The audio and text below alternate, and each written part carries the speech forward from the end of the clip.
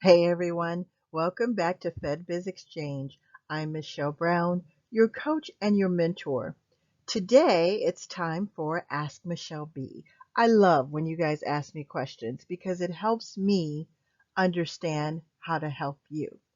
So today's question is from Chantelle, and the question is, how do you narrow down your niche? I'm watching your videos, I'm doing everything I feel like I should do to get started, but how do I narrow down my niche? Do you have any suggestions? Well, let's talk about it, Chantelle.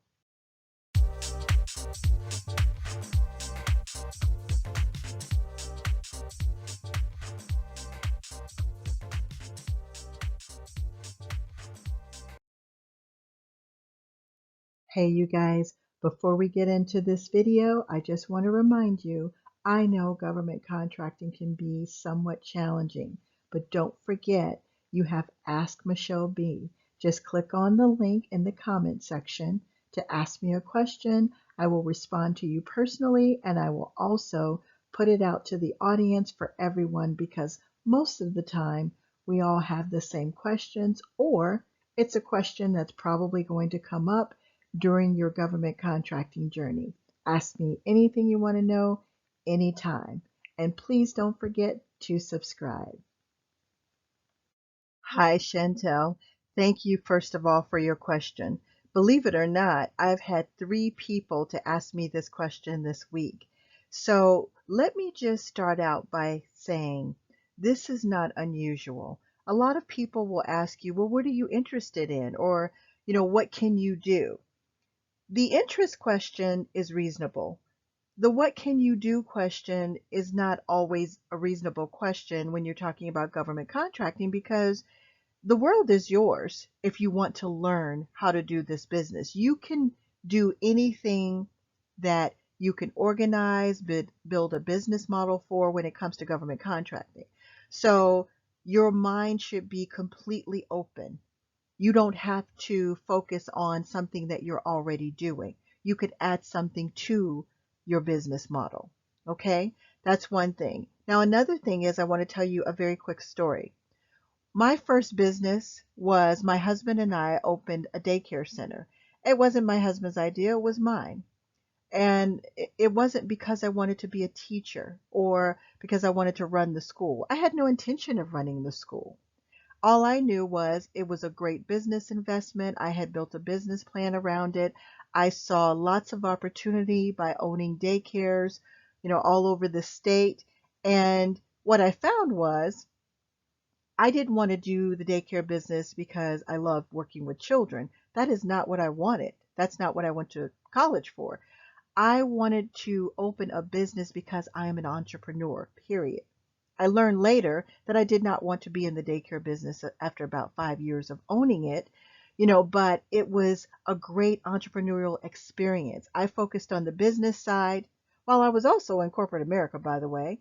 And I had someone to run the school. She did, actually, we got another school, and they both did great because she was a powerful director for me in my business. But it was all about the business. It wasn't about the being a teacher or loving to work with children.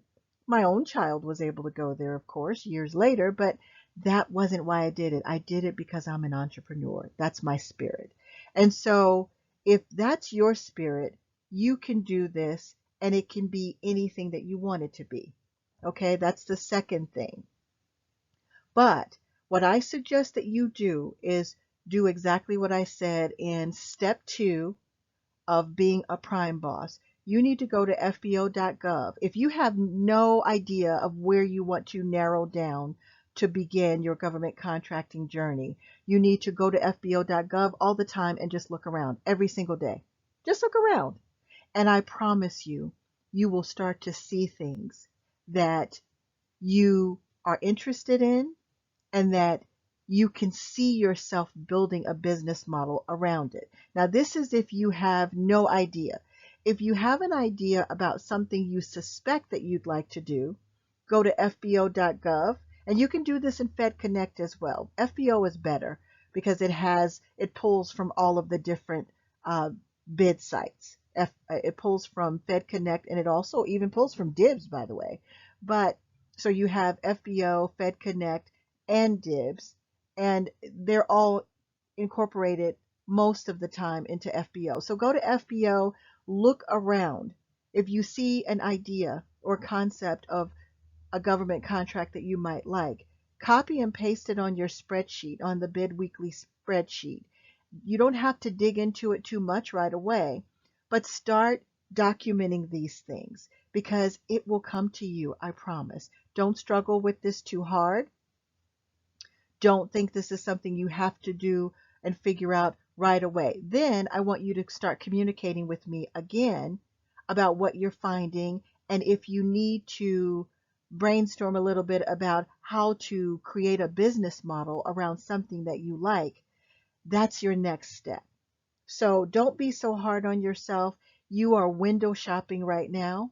Your entrepreneurial mind will develop when it comes to government contracting, and the next thing you know, you'll find something that you can do. And remember, this is one stream of income. It could be a big stream of income for your business, but look at this as a stream of income, something that you're interested in that you could add to either what you're already doing or build it as an entity within itself.